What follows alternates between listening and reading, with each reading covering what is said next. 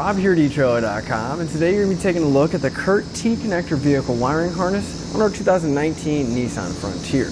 Now our Curt wiring is going to provide us with a 4-way flat trailer connector, and we're going to have all the lights to get down the road safely, including our tail lights, turn signals, stop lights, everything we need so we can make sure everyone around us is safe and we're safe going down the highway. Now our 4-pole wiring is designed to stay on the outside by our hedge until we're ready to use it. But what's nice is it is going to include a dust cap, so we can use that to keep all the dirt, debris, and moisture out from inside of our connector, but at the same time we can use it to keep it from dragging the ground and tie it to our safety chain loop. That way it'll be ready for us whenever we want to tow. What I really like about our wiring is the fact that we're not going to have to cut anything at all. There's no splicing required. We're simply going to have one connector behind our bumper here that our 4-pole will plug into, and then on the passenger side we're going to have another harness that we're going to plug in some relays. Extremely quick and easy process. In fact, let's go and walk through it together. To begin our installation, we want to come underneath our Frontier, and over on the driver's side we'll find a few plugs. One of them may be occupied, and that's fine. We're going to be paying attention to the gray plug right here, and it should just have a plug going into it and not being used. Now, these can be extremely tight to unplug, so I suggest getting yourself just a flat blade screwdriver. We're going to push in on that center section right there. You're going to push in, and then if you can, grab it with your finger and slide it down. And we'll pull the cap out. Then we want to grab our harness side that has the 4-pole connector on it. The other side will have a matching plug. What I like to do is just put a little bit of dielectric grease, kind of fill that cavity up before I plug it in, and hopefully that'll prevent any kind of rust or corrosion from getting inside the connector. Then we'll just simply plug it in, make sure it locks into place.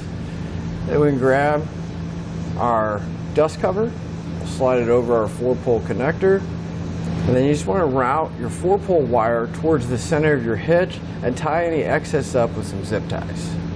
Now we need to move into the front passenger seat. So we'll open up the door, and right behind this kick panel is where the second part of our harness is going to plug in.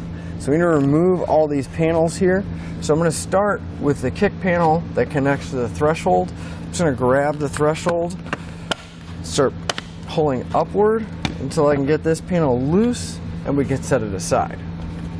Now for this back panel right here where our wiring is going to be going, at the very front of the firewall we're going to have this plastic fastener holding it in, and we should be able to just grab this with our fingers, turn it counterclockwise to loosen it up.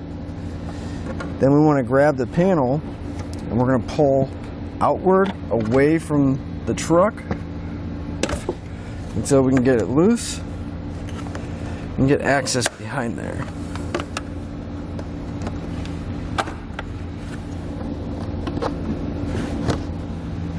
I want to grab our harness. It's going to have 3 plugs on one side and a large plug on the other. At the very corner, right about where we pulled that plastic fastener off, we're going to have the harness that our other section will plug into. So you want to line it up, make sure it's facing the right direction, make sure it locks in, give it a quick tug, then we can get ready to plug our relays in to the other side. Now we're going to have 3 different relays, 2 blue ones. They're going to be exactly the same. The blue ones are going to plug into the white plugs, and they can only go on one way, so you don't have to worry about messing it up plugging in wrong.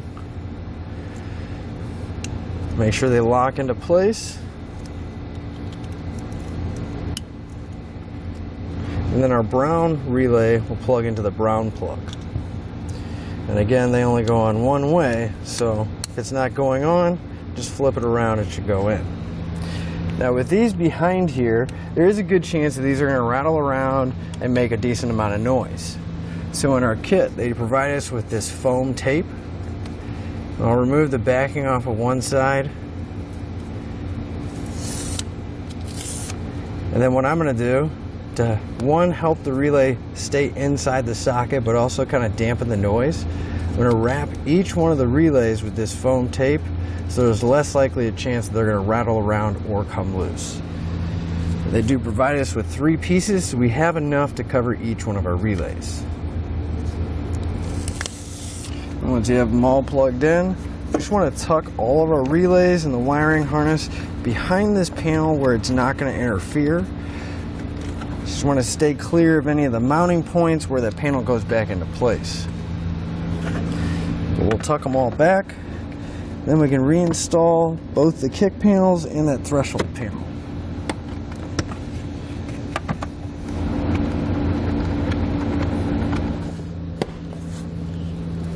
Now the final step of our installation is going to be plugging up our trailer or tester and testing all the circuits and making sure everything's working properly.